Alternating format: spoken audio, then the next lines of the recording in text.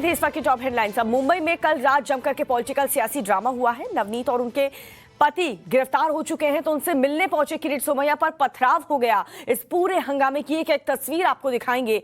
और ब्रेक के बाद एक बार फिर से आप सभी का स्वागत है। इस बीच एक बड़ी खबर आपको बता दें, महाराष्ट्र में कल सुबह हनुमान चालीसा पर शुरू हुई महाभारत रात तक चलती रही। अमरावती से निर्दलीय सांसद नवनीत राणा और उनके विधायक पति रवि राणा को खार पुलिस ने अरेस्ट कर लिया। दोनों के खिलाफ अपने बयानों से धर्म जाति के आधार पर भड़काने का आरोप है। दोनों को पुलिस आज कोर्ट में पेश भी करेगी। नवनीत राणा ने बीजेपी और महाराष्ट्र के पूर्व मुख्यमंत्री देवेंद्र फडणवीस से मदद भी मांगी है। दोनों पर शांति भंग करने का आरोप है। नवनीत राणा ने बीजेपी से मदद की गुहार भी लगाई है। इस बीच किरीट सोमैया की कार में किस तरीके से पत्थरबाजी हुई उसकी तस्वीर भी आपको दिखा रहे हैं। पूरा का पूरा शीशा यहाँ पर पूरा कांच टूट गया। नवनीत और रवि राणा की आज कोर्ट में पेशी होने वाली है। दोनों पर शांति भंग करने का आरोप है। ऐसे में आज कोर्ट की तरफ से क्या कहा जाता है ये भी हम आपको बताएंगे। नवनीत राणा ने बीजेपी से फिलहाल मदद की मांग की है।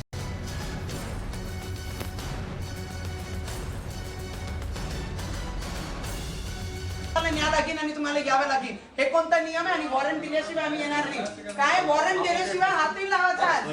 सांगून राहिले मी कशासाठी येणार वॉरंट आला वॉरंट आल्यानंतर वॉरंट आल्यानंतर नाही नामच मी कॉम्प्लेंट केलाय। तुम्ही येऊ नका। तुम्ही महिला तुमची रिस्पेक्ट करते, तुमचा मान सन्मान करते। येऊ नका। आम्ही कॉम्प्लेंट केला कालपासून। आमची पण कंप्लेंट आहे ना। आमची नियमानुसार काम करा। वॉरंट दाखवा आणि आम्ही लोकप्रतिनिधी आहे। आवाज खाली करा। आवाज खाली करा। आवाज खाली करा। मी सांगून राहिले आवाज खाली। ओय आमच्या घरात येऊ शकत नाही। आम्ही लोकप्रतिनिधी बाहेर चला पहिले। चला बाहेर। त्या ठिकाणी संजय राऊत म्हणते आमच्या गौऱ्या मशानामध्ये गेलेले आम्हाला 20 फूट गड्ड्यामध्ये टाकू। संजय राऊत गुन्हा दाखल झाला पाहिजे, मुख्यमंत्र्यांवर गुन्हा दाखल झाला पाहिजे आणि अनिल परबवर गुन्हा दाखल झाला पाहिजे। तेव्हा आम्हाला मान्य आहे या ठिकाणी जबरदस्ती पोलीस करत असाल आणि सरकारच्या सांगण्यानुसार मुख्यमंत्र्याच्या दबावामध्ये जर आमच्या सारख्या लोकप्रतिनिधीला या ठिकाणी आमचा अन्याय होत असेल तर संपूर्ण महाराष्ट्र पाहत आहे। आम्ही जेलामध्ये गेलो तर जमानत सुद्धा घेणार नाही। या अन्याय सुद्धा लढत राहू। उधर नवनीत राणा से मिलने खार पहुंचे किरीट सोमैया पर हमला हुआ है। किरीट सोमैया का आरोप है कि शिव सैनिकों ने उन पर पत्थर फेंके, जिसके बाद वो बांद्रा पुलिस स्टेशन शिकायत दर्ज करने पहुंचे, लेकिन उल्टा उन पर ही एफआईआर दर्ज हो गई। किरीट ने आरोप लगाया उद्धव ठाकरे और मुंबई पुलिस कमिश्नर उन्हें जान से मारना चाहते हैं, लेकिन वो रुकने वाले नहीं हैं। और उधर पुलिस का कहना है कि किरीट की शिकायत पर मामला दर्ज कर लिया गया है और निष्पक्ष जांच भी होगी। उधर बीजेपी किरीट पर हुए हमले के खिलाफ आज महाराष्ट्र में प्रदर्शन भी करने वाली है।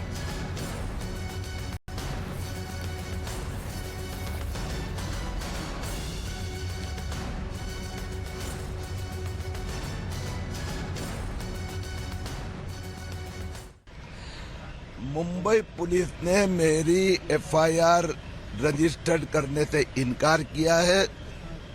खुद पुलिस ने एक बोगस एफआईआर जिसमें लिखा है सिर्फ एक पत्थर आया था। 70 ऐसी शिव सैनिकों ने मेरे पे हमला किया। खार पुलिस ऑफिसर को बताने के बाद में कोई कार्रवाई नहीं। ये तीसरी बार उद्धव ठाकरे ने मेरी जान लेने का प्रयास किया है।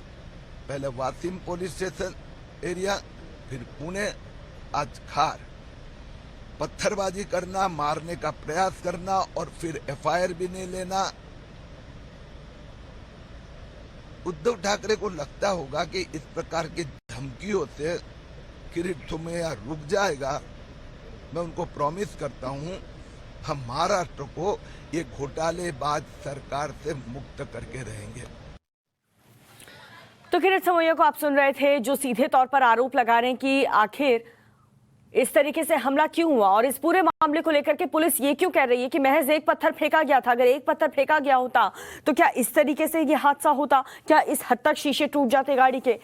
लेकिन रुकने वाले नहीं है। किरीट सोमैया ने यह कहा। उधर पुलिस का यह भी कह रहा है कि किरीट की शिकायत पर हमने मामला तो दर्ज कर लिया। इस बीच कल हुए पूरे घटनाक्रम की ये 5 तस्वीर आपको दिखा रहे। एक तरफ नवनीत राणा और उनके पति अरेस्ट हो चुके हैं। कोर्ट में आज पेशी होने वाली है। क्या फैसला कोर्ट की तरफ से लिया जाता है इस पर नजर बनी रहेगी। दूसरी तरफ हनुमान चालीसा पर यह पूरा का पूरा विवाद खड़ा हुआ। किरीट सोमैया पर कल अटैक हुआ। बीजेपी आज इस पूरे मामले को लेकर के प्रदर्शन भी करने वाली है।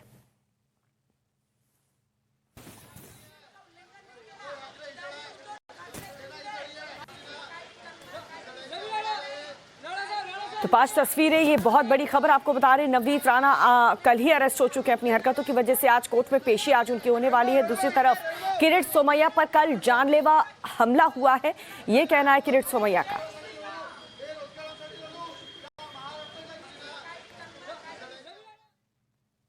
और प्रधानमंत्री मोदी के जम्मू कश्मीर दौरे को रोकने के लिए पाकिस्तान क्यों कर रहा था साजिश और उसने इस काम के लिए किसे भेजा था, हर जानकारी आपको देंगे। पर अभी वक्त है इस वक्त की हेडलाइंस का। नवनीत और उनके पति रवि राणा की आज कोर्ट में पेशी होने वाली है। शांति भंग करने के आरोप में मुंबई पुलिस ने किया गिरफ्तार। नवनीत राणा ने बीजेपी और देवेंद्र फडणवीस से माफी भी मांगी है। नवनीत राणा से मिलने पहुंचे हैं बीजेपी नेता किरीट सोमैया पर अटैक, शिव सैनिकों पर हमले का आरोप। किरीट बोले, मुझे जान से मारने की साजिश। आर्टिकल 370 हटने के बाद पहली बार जम्मू कश्मीर के दौरे पर प्रधानमंत्री मोदी। राष्ट्रपति पंचायती राज दिवस कार्यक्रम में होंगे शामिल, सुरक्षा के कड़े इंतजाम। पीएम मोदी के जम्मू कश्मीर दौरे से पहले बड़ा खुलासा, दौरा रोकने के लिए हुआ था सुनवा अटैक। पाकिस्तान से आतंकी हमले के थे निर्देश। आतंकवाद पर रक्षा मंत्री राजनाथ सिंह की दो टूक, कहा कि बाहर से हुआ आतंकी हमला तो सीमा लांघने से नहीं हिचकेंगे। सीबीएसई के साल 2022 में 23 में सिलेबस में बड़ा बदलाव, इस्लामिक साम्राज्य का चैप्टर पाकिस्तानी शायर की कविताएं बाहर हुई। अशोक गहलोत का नेतृत्व परिवर्तन की खबरों के बीच बड़ा बयान, बोले कि सोनिया गांधी के पास ही रहता है मेरा इस्तीफा, बदलाव होगा तो उनको भनक लगेगी। अलवर में मंदिर तोड़ने के बाद गुस्से का सामना कर रही है कांग्रेस का बड़ा ऐलान। भंवर जितेंद्र सिंह बोले, उसी जगह फिर से बनवाएंगे मंदिर। जहांगीरपुरी हिंसा के एक हफ्ते बाद आज हिंदू और मुसलमान निकालेंगे तिरंगा यात्रा, लोगों से होगा शांति बनाए रखने की अपील। प्रधानमंत्री मोदी आज करेंगे मन की बात, सुबह 11 बजे होगा प्रसारण मन की बात कार्यक्रम का। आज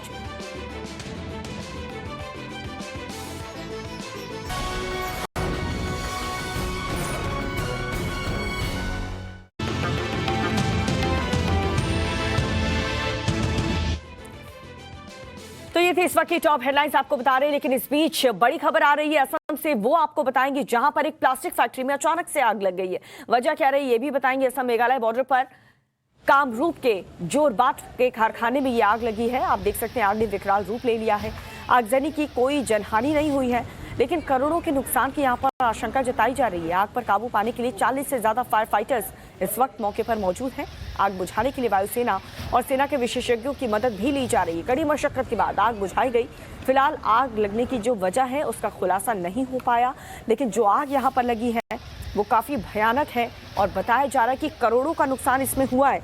हालांकि जिस वक्त ये आग लगी थी कोई भी शख्स इस फैक्ट्री में मौजूद नहीं था, इसलिए किसी भी जान माल का नुकसान तो नहीं हुआ, लेकिन करोड़ों का नुकसान जरूर बताया जा रहा है। हालांकि वजह साफ नहीं हो पाई कि आखिर किस वजह से यहाँ पर आग लगी है।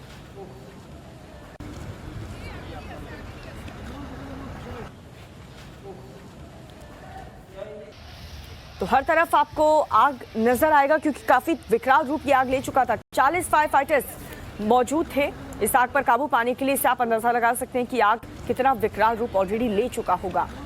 करोड़ों का नुकसान यहाँ पर हो चुका है। हालांकि अब आग बुझ गई है। अब पता लगाने की ये कोशिश की जा रही है कि आखिर वजह क्या रही।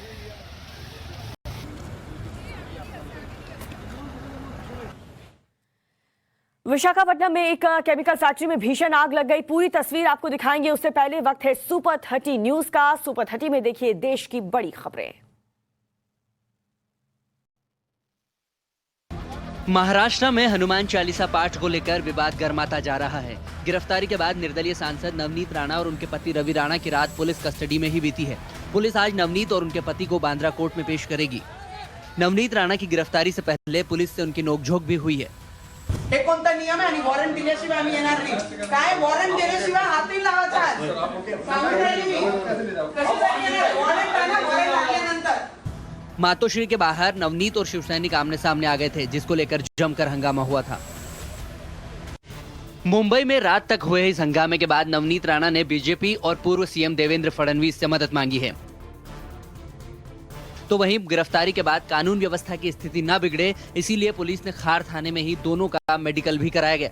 वहीं मुंबई पुलिस अब इस मामले में बैरिकेड तोड़ने वालों के खिलाफ भी एफआईआर करने की तैयारी में है। सूत्रों की माने तो राणा दंपति पर सीएम उद्धव ठाकरे के खिलाफ अभद्र भाषा का इस्तेमाल करने के लिए एक और केस दर्ज हो सकता है। शिवसेना ने इस मामले में शिकायत दर्ज कराई है। महाराष्ट्र बीजेपी के नेता किरीट सोमैया ने ठाकरे और पुलिस पर उन्हें जान से मारने की कोशिश का आरोप लगाया है। किरीट सोमैया ने आरोप लगाया कि पुलिस वालों की मौजूदगी में शिव सैनिकों ने उन पर हमला किया और पत्थरबाजी की। इस दौरान सोमैया की गाड़ी के शीशे भी तोड़ डाले। मुंबई के खार पुलिस थाने में राणा दंपति से मिलने पहुंचे सोमैया ने सीएम ठाकरे और पुलिस कमिश्नर के इशारे पर जानलेवा हमला करने का आरोप लगाया है। बीजेपी नेता ने दावा किया कि मेरी शिकायत नहीं ली गई, जबकि मुझ पर एफआईआर दर्ज हो गई है। आज पीएम मोदी जम्मू कश्मीर के दौरे पर रहेंगे, जहां से देश भर की ग्राम सभाओं को संबोधित करेंगे। सांबा जिले में राष्ट्रीय पंचायती राज दिवस पर होने वाले कार्यक्रम में शामिल होंगे। पीएम इस दौरान करीब 20,000 करोड़ विकास परियोजनाओं का उद्घाटन और शिलान्यास करेंगे। इतना ही नहीं, पीएम अमृत सरोवर पहल का भी शुभारंभ करेंगे। बनिहाल काजीगुंड सड़क सुरंग भी शुरू होगी। प्रधानमंत्री आज ही पनबिजली परियोजनाओं की आधारशिला भी रखेंगे। पीएम नरेंद्र मोदी के जम्मू कश्मीर दौरे से एक दिन पहले सुरक्षा बलों ने घाटी में आतंकियों के खिलाफ ऑपरेशन चलाया। कुलगाम जिले में सुरक्षा बलों ने एनकाउंटर में 2 आतंकियों को ढेर कर दिया। पुलिस अधिकारी ने बताया कि आतंकवादियों ने सुरक्षा बलों पर गोलीबारी शुरू कर दी, जिसके बाद मुठभेड़ शुरू हो गई। हालांकि इस दौरान सेना ने एनकाउंटर में 2 आतंकियों को मौत के घाट उतार दिया। पिछले 2 दिनों में जम्मू कश्मीर में सुरक्षा बलों ने 8 आतंकियों को ढेर कर दिया है। आतंकी और उनके आकाओं को भारत ने एक बार फिर चेतावनी दी है। रक्षा मंत्री राजनाथ सिंह ने 2 टूक शब्दों में कहा है कि अगर आतंकी हमारे देश को बाहर से निशाना बनाते हैं तो भारत सीमा पार करने से नहीं हिचकिचाएगा। असम की राजधानी गुवाहाटी में उन्होंने कहा कि भारत ये संदेश देने में सफल रहा है कि आतंकवाद से सख्ती से निपटा जाएगा। हालांकि इस दौरान रक्षा मंत्री ने पश्चिमी सीमा की तुलना में देश की पूर्वी सीमा को ज्यादा शांत और स्थिर बताया। भारत ने बांग्लादेश को मित्र पड़ोसी बताते हुए कहा कि घुसपैठ की समस्या लगभग खत्म हो गई है। पीएम मोदी को राष्ट्र निर्माण में अनुकरणीय योगदान के लिए आज पहला लता दीनानाथ मंगेशकर अवार्ड मिलने जा रहा है। मुंबई में प्रधानमंत्री मोदी मास्टर दीनानाथ मंगेशकर पुरस्कार समारोह में भाग लेंगे। भारत रत्न लता मंगेशकर के पिता मास्टर दीनानाथ मंगेशकर की 80वीं पुण्यतिथि पर प्रधानमंत्री सम्मानित किए जाएंगे। पीएम मोदी सांबा के बाद शाम करीब 5 बजे मुंबई में इस समारोह में शामिल होंगे। सूत्रों के हवाले से खबर है कि पीएम के साथ सीएम उद्धव ठाकरे और राज ठाकरे भी मंच साझा कर सकते हैं। पीएम मोदी आज फिर देशवासियों से मन की बात करेंगे। प्रधानमंत्री आज आकाशवाणी से मन की बात कार्यक्रम में अपने विचार लोगों के साथ शेयर करेंगे। सुबह 11 बजे रेडियो पर मन की बात कार्यक्रम में देश विदेश के लोगों से प्रधानमंत्री बात करेंगे और अपने विचार साझा करेंगे। मन की बात कार्यक्रम का ये 88वां एपिसोड होगा, जिसका प्रसारण आकाशवाणी और दूरदर्शन के सभी नेटवर्क पर किया जाएगा। मन की बात कार्यक्रम में पीएम देश के बड़े मुद्दों और बेहतर काम करने वालों का जिक्र कर सकते हैं। सीबीएसई के सिलेबस में बड़ा बदलाव किया गया है। बोर्ड ने इस्लामी साम्राज्य और फैज की नज़मों को सिलेबस से बाहर करने का फैसला लिया है। 2022-23 के लिए बोर्ड ने 11वीं और 12वीं के इतिहास और राजनीति विज्ञान से गुट निरपेक्ष आंदोलन, शीत युद्ध के दौर, अफ्रीकी एशियाई क्षेत्रों में इस्लामी साम्राज्य के उदय, मुगल दरबारों के इतिहास और औद्योगिक क्रांति से संबंधित अध्याय हटा दिए हैं। वहीं 10वीं में कृषि पर वैश्वीकरण का प्रभाव और धर्म सांप्रदायिकता और राजनीति सांप्रदायिकता, धर्मनिरपेक्ष राज्य खंड से फैज अहमद फैज की 2 उर्दू कविताओं को भी हटा दिया है। लोकतंत्र और विविधता संबंधी अध्याय भी हटा दिए गए हैं। और सुबह 30 में अब आपको दिखाते हैं राजनीति से जुड़ी कुछ बड़ी खबरें। राजस्थान में मुख्यमंत्री बदले जाने की चर्चाओं को अशोक गहलोत ने अफवाह बताया है। उन्होंने दावा किया कि मेरा इस्तीफा सोनिया गांधी के पास रखा हुआ है। आनंद जी भी मुख्यमंत्री बदलना क्या हो रहा है, जब मुख्यमंत्री बदलना होगा तो कानों कान किसी को मालूम नहीं पड़ेगी, जय कहने होगा। इसलिए मैं कहना चाहूंगा कि आप निश्चिंत रहें। सीएम ने जयपुर में यह भी दावा किया कि अगर सीएम बदलना होगा तो किसी को भनक भी नहीं लगेगी। अलवर में मंदिर तोड़ने के मामले में राजस्थान की कांग्रेस सरकार का जमकर विरोध हो रहा है। ये तस्वीरें राजगढ़ की हैं, जहां मंदिर तोड़े जाने के बाद भंवर जितेंद्र सिंह समेत कांग्रेस के नेता पहुंचे थे, जहां लोगों ने उनके खिलाफ जमकर नारेबाजी की। बीजेपी और लोगों की नाराजगी के बीच कांग्रेस नेता भंवर जितेंद्र सिंह ने आश्वासन दिया है कि मंदिर फिर से यहीं बनाएंगे और दोषी अफसरों के खिलाफ केस दर्ज होगा। यूपी के सीएम योगी आदित्यनाथ का बच्चों के बीच बहुत क्रेज है। ऐसा क्यों कहा जा रहा है, खुद ही सुन लीजिए। मौका था लखनऊ में गुरु तेग बहादुर जी के 400वें प्रकाश पर्व के मौके पर आयोजित कार्यक्रम का। इस दौरान बच्चों ने मंच पर ही सीएम योगी को बेस्ट बताया है।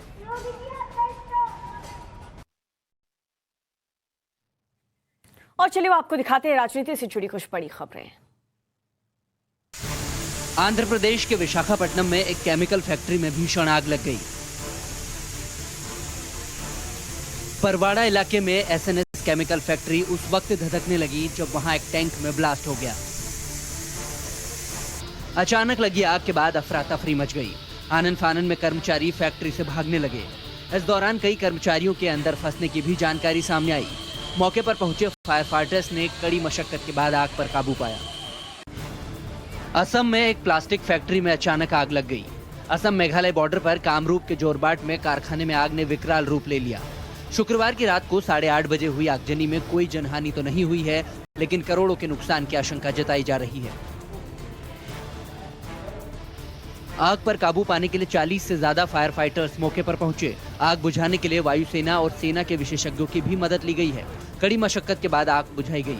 फिलहाल आग लगने की वजहों का खुलासा नहीं हो पाया है। दिल्ली के जहांगीरपुरी में हिंसा के हफ्ते भर बाद आज तिरंगा यात्रा निकाली जाएगी। अमन और शांति का संदेश देने के लिए हिंदू मुसलमान मिलकर तिरंगा यात्रा का आयोजन करने जा रहे हैं। सुरक्षा के बीच शाम 6 बजे कुशल चौक से सी ब्लॉक, सरगम इलेक्ट्रॉनिक से होते हुए बी और सी ब्लॉक के पुलिस बूथ के सामने से ये काली मंदिर मस्जिद के सामने जी ब्लॉक, धोबी घाट, आजाद चौक तक तिरंगा यात्रा निकलेगी। करीब 1 से 1.5 किलोमीटर के रूट पर निकलने वाली तिरंगा यात्रा को प्रशासन ने मंजूरी दी है।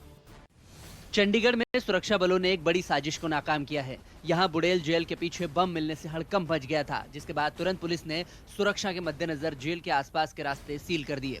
एसएसपी कुलदीप चहल ने बताया कि सेक्टर 45 में जेल की दीवार के पीछे टिफिन बम मिला है, जिसके बाद जवानों ने टिफिन बम को डिफ्यूज कर दिया। बुड़ेल जेल में आतंकी बंद है। ऐसे में शनिवार रात को ऑपरेशन सेल की टीम चेकिंग कर रही थी। इसी दौरान पुलिस को टिफिन बम मिला। ऐसे में सवाल उठ रहा है कि क्या कोई बड़ी साजिश रची जा रही है।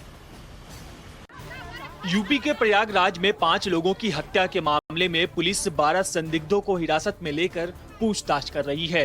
ईंट पत्थर से मार मारकर बेरहमी से परिवार के लोगों की हत्या के केस में कुछ अहम सबूत भी पुलिस के हाथ लगे हैं। पोस्टमार्टम रिपोर्ट में भी सिर में चोट की बात सामने आई है। एफएसएल टीम ने कई सैंपल लिए हैं, जिसके बाद ही खुलासा होगा।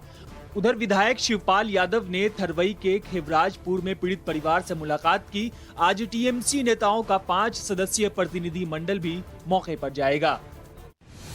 राजस्थान में एंटी करप्शन ब्यूरो ने अलवर में एक बड़ी कार्रवाई को अंजाम दिया है। एसीबी ने यहां अलवर के पूर्व कलेक्टर आईएएस नन्नूमल पहाड़िया के साथ ही आरएएस अशोक सांखला और एक दलाल को 5 लाख रुपए की रिश्वत लेते हुए रंगे हाथों गिरफ्तार किया है। बताया जा रहा है कि निर्माण कार्यों को लेकर आरोपियों ने 16 लाख रुपए की रिश्वत की डिमांड की थी। ऐसे में शिकायत के बाद एसीबी की टीम ने आईएएस समेत तीनों आरोपियों को ट्रैप किया और रिश्वत लेते हुए दबोच लिया। दिल्ली में कोरोना के केस की संख्या लगातार बढ़ती ही जा रही है। 24 घंटे में कोरोना का ग्राफ दिल्ली में फिर 1000 के पार गया है। कल एक दिन में 1094 कोरोना के नए मामले सामने आए हैं। वहीं इस दौरान 2 मरीजों की संक्रमण के चलते जान भी गई है। राजधानी में शनिवार को लगातार दूसरे दिन कोरोना के 1000 से ज्यादा नए मरीज मिले हैं। 24 घंटे में 22,714 सैंपल की जांच हुई थी, जिसमें संक्रमण की दर मामूली रूप से बढ़कर 4.82% हो गई है, जबकि 640 मरीज इस दौरान ठीक हुए हैं। और अब सुपर 30 में देखिए अंतर्राष्ट्रीय और खेल जगत से जुड़ी कुछ अहम खबरें। रूस 2 महीने से लगातार यूक्रेन पर ताबड़तोड़ हमले कर रहा है। तबाही की ये तस्वीरें यूक्रेन के ओडेसा की हैं। इस हाईराइज बिल्डिंग पर रूस की ओर से मिसाइल हमला किया गया है, जिसमें एक मासूम समेत 6 लोगों की मौत हो गई। यह दावा किया है यूक्रेन के मंत्री के एडवाइजर ने। इस इमारत पर रूस ने 6 क्रूज मिसाइल दागी हैं, जिसके बाद लगी आग और मलबे की तस्वीरें आप देख ही रहे हैं। बुजुर्गों, बच्चों समेत बिल्डिंग में फंसे लोगों का रेस्क्यू किया गया और आग पर काबू पाया गया। रूसी हमलों के बीच यूक्रेन के राष्ट्रपति जेलेंस्की ने एक बार फिर युद्ध खत्म करने की बात कही है। उन्होंने कहा है कि हम बातचीत के जरिए युद्ध का हल चाहते हैं। उधर बोरिस जॉनसन के बाद अब अमेरिकी विदेश मंत्री भी यूक्रेन का दौरा करने वाले हैं। कीव इंडिपेंडेंट की रिपोर्ट के मुताबिक जेलेंस्की ने जानकारी दी है कि अमेरिकी विदेश मंत्री एंटनी ब्लिंकन और रक्षा सचिव लॉयड ऑस्टिन आज यूक्रेन आएंगे और युद्ध के बीच हालातों का जायजा लेंगे। हाल ही में अमेरिकी प्रेसिडेंट ने यूक्रेन को $800 मिलियन की सैन्य मदद देने का ऐलान किया था। एशियन रेसलिंग चैंपियनशिप में भारत के ओलंपिक गोल्ड मेडलिस्ट पहलवान रवि दहिया ने गोल्डन पंच लगाया है। मंगोलिया की राजधानी लाउन बटोर में चैंपियनशिप में रवि दहिया ने गोल्ड मेडल जीता है। रवि ने 57 किलोग्राम वेट कैटेगरी में स्वर्ण पदक अपने नाम किया। वहीं बजरंग पूनिया को 65 किलो वर्ग में सिल्वर मेडल से संतोष करना पड़ा। तो वहीं 70 किलोग्राम में मंगोलिया के रेसलर को हराकर नवीन कुमार ने एशियन रेसलिंग चैंपियनशिप में ब्रॉन्ज मेडल जीता।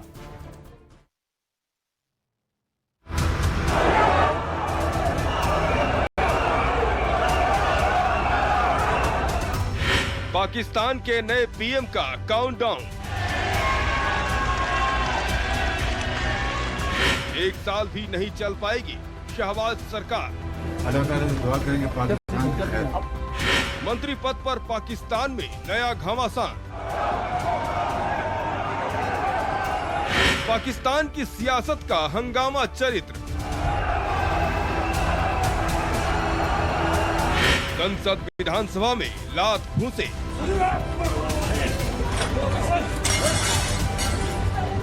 इज्जत अल्लाह देने वाला है। नेताओं को पड़ते हैं थप्पड़। पीएम रहते मिलती है जलालत।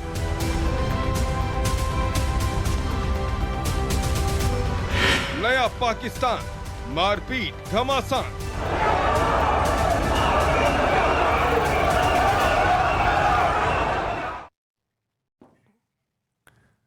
तो पाकिस्तान को नया प्रधानमंत्री बने शहबाज शरीफ को गिनती के अब 15 दिन भी नहीं हुए कि उनकी कुर्सी अभी से ही डोलने लगी है। शहबाज शरीफ को उनके ही सहयोगियों ने सिर्फ 1 साल का अल्टीमेटम दे दिया है और इसके अलावा बिलावल भुट्टो भी शहबाज शरीफ के लिए मुश्किलें खड़ी करने लगे हैं।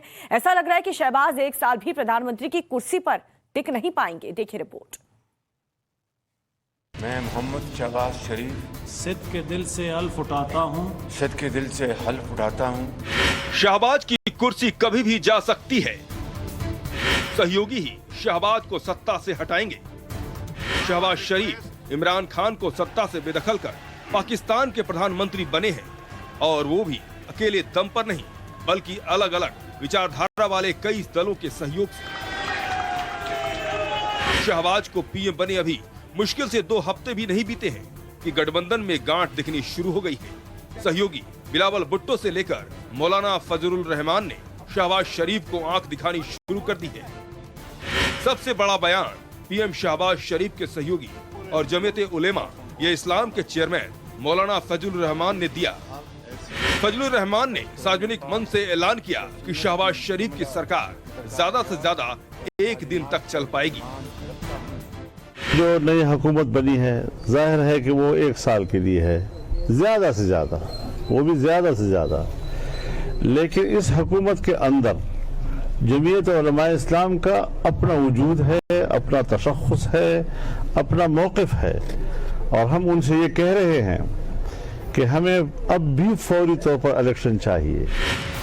ऐसा लग रहा है कि मौलाना फजलुर रहमान ने शहबाज शरीफ को इशारा दे दिया कि उनकी कुर्सी 1 साल के अंदर अंदर जा सकती है, जबकि अभी इस सरकार का कार्यकाल पूरे 1.5 साल बचा है। ऐसे में 1 साल का जिक्र ये इशारा करता है कि फजलुर रहमान मंत्री पद बंटवारे से नाखुश हैं। नाखुशी और नाराजगी शहबाज शरीफ के एक और बड़े सहयोगी पाकिस्तान पीपल्स पार्टी में भी है। पीपीपी अध्यक्ष बिलावल भुट्टो शहबाज शरीफ सरकार में मंत्री पद में बंटवारे से नाराज हैं। पीपल्स पार्टी और मुस्लिम लीग नून में डेडलॉक बरकरार है। बिलावल भुट्टो तकरीबे हल्फ बर्दारी में शरीक तो हुए मगर हल्फ नहीं उठाया। बिलावल भुट्टो का एएनपी और मोहसिन दावर से वादा पूरा न करने पर इजहार तशवीश। बिलावल भुट्टो वादों पर अमल दरामद न होने का मामला नवाज शरीफ के सामने रखेंगे। बिलावल तब से नाराज है जब से शहबाज के मंत्रियों ने शपथ ली थी। दरअसल बिलावल की नाराजगी का मुद्दा सिर्फ मंत्री पद बंटवारा नहीं बल्कि कुछ और भी है। पीपीपी राष्ट्रपति, सीनेट चेयरमैन और पंजाब के गवर्नर के पदों पर अपने उम्मीदवार नियुक्त करवाना चाहती है, लेकिन इसके लिए नवाज शरीफ तैयार नहीं है। हमने बहुत सारी बातें की हैं और मैंने बिलावल साहब को कहा, मैंने कहा कि अब माशाल्लाह आप जो है वो एक नौजवान हैं और जवान की आदत को आगे आना चाहिए और पाकिस्तान के मामलात को संभालना चाहिए। शहबाज बिलावल की नाराजगी दूर नहीं कर पाए तो नाराज बिलावल लंदन चले गए नवाज शरीफ से मिलने के लिए। लंदन में नवाज शरीफ और बिलावल भुट्टो की 3 घंटे तक मुलाकात चली। नवाज ने बिलावल को मनाने की कोशिश की, उनके लिए डिनर पार्टी भी दी, लेकिन बिलावल मान गए हैं, इस पर अभी भी शंका है। तो इफेक्टिवली डिपेंड ये करेगा शहबाज शरीफ के लिए, अगर वो पाकिस्तान की इकोनॉमी में कुछ राहत ला सकें तो वो अपने कोएलिशन पार्टनर्स को ले चलेंगे अपने साथ। अगर वो पाकिस्तान की इकोनॉमिक प्रॉब्लम्स को नहीं सॉल्व कर पाए जल्दी, महंगाई, बेसिकली महंगाई और बाकी और अवेलेबिलिटी और नौकरियां तो लंबी प्रॉब्लम रहती है, पर महंगाई अहम बात है, इसको नहीं कर पाए तो फिर शहबाज शरीफ के लिए मुश्किल हो जाएगा अपने पार्टनर्स को अपने साथ रखना। जब शहबाज शरीफ की सरकार बनने की तैयारी हो रही थी तो बिलावल भुट्टो का नाम विदेश मंत्री के लिए तय माना जा रहा था, लेकिन बिलावल को विदेश मंत्री का पद नहीं मिला। अब विदेश से लौटने के बाद क्या बिलावल की नाराजगी दूर हो पाएगी? क्या बिलावल की पार्टी को मन मुताबिक मंत्री पद मिल पाएगा? इन सवालों का जवाब अगले कुछ दिनों में साफ होगा।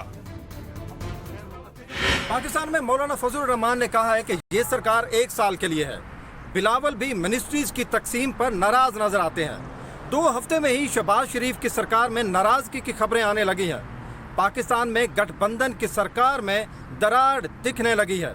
क्या ये सरकार अपना बचा हुआ कार्यकाल पूरा कर पाएगी? क्या शहबाज शरीफ अलग अलग दलों के बंधन को एक रख पाएंगे? ये एक ऐसा सवाल है जिसका जवाब देने के लिए, जवाब देखने के लिए, जवाब सुनने के लिए हमें थोड़ा सा समय इंतजार करना पड़ेगा। कसफर क्लासा, टाइम्स नाउ, नवभारत, इस्लामाबाद। तो देखा इस रिपोर्ट को आपने, शहबाज शरीफ को उनके ही सहयोगी दल परेशान करने लगे हैं और उनके लिए एक नया खतरा भी पैदा कर दिया। और यही सहयोगी दल इमरान खान के खिलाफ एकजुट हुए थे। इमरान के विरोधियों ने मिलकर के उन्हें सत्ता से हटाने की कोशिश की थी, लेकिन इमरान खान हटे थे एक थप्पड़ की वजह से। 9 और 10 अप्रैल की दरमियानी रात इमरान खान की सरकार गिरी थी और कई ड्रामे भी उस वक्त हुए थे। कुछ किस्सा सामने आया तो बहुत कुछ ऐसा था जो अभी तक सामने नहीं आया है। एक रिपोर्ट और आपको दिखाते हैं।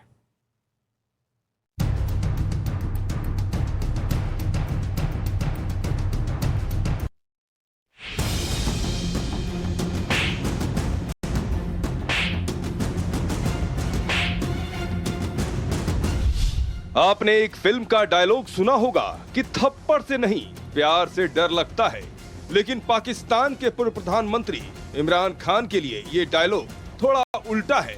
इमरान खान को थप्पड़ से बहुत डर लगता होगा। ऐसा इसलिए क्योंकि हाल फिलहाल में उन्होंने थप्पड़ की गूंज सुनी है, जिसे वो चाहकर भी अपनी जिंदगी से नहीं भुला पा रहे हैं। पीएम हाउस में इमरान को थप्पड़, पाकिस्तान का थप्पड़ कांड।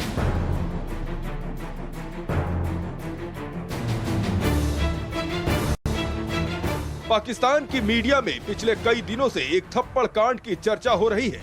थप्पड़ कांड किसी और के साथ नहीं बल्कि इमरान खान के साथ हुआ। सूत्रों के हवाले से खबर है कि इमरान खान ने चाटा खाने के बाद प्रधानमंत्री पद की कुर्सी छोड़ी और उन्हें चाटा और घूंसे पड़े। ये चाटा किसी विपक्षी दल के नेता या फिर अनजान शख्स ने नहीं, बल्कि पाकिस्तान की खुफिया एजेंसी ISI के चीफ नदीम अंजुम ने रसीद दिया था।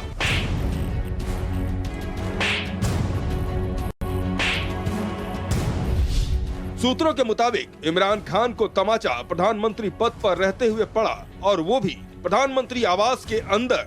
इमरान खान के थप्पड़ कांड की सच्चाई क्या है, पूरी घटना इत्मीनान से और ध्यान से सुनिए।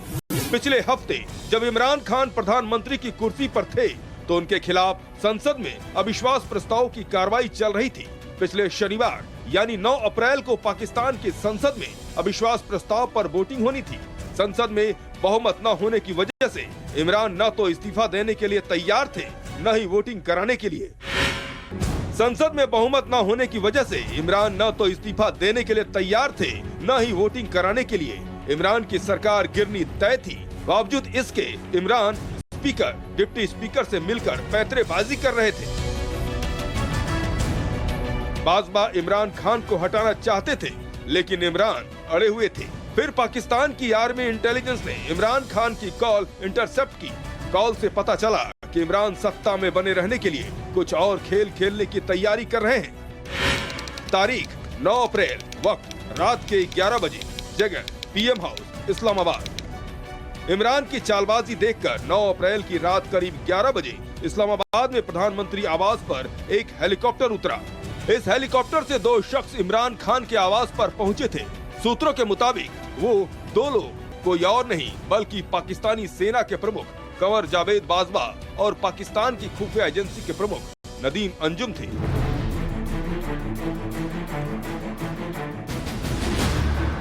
बाजवा और आईएसआई चीफ नदीम अंजुम की इमरान खान से एक कमरे में मुलाकात हुई। मुलाकात का मकसद ये था कि इमरान खान या तो वोटिंग करवाएं या फिर अपना इस्तीफा दें। लेकिन इमरान खान बाजवा और नदीम अंजुम के सामने भी अड़ गए। वो किसी भी कीमत पर इस्तीफा नहीं देंगे।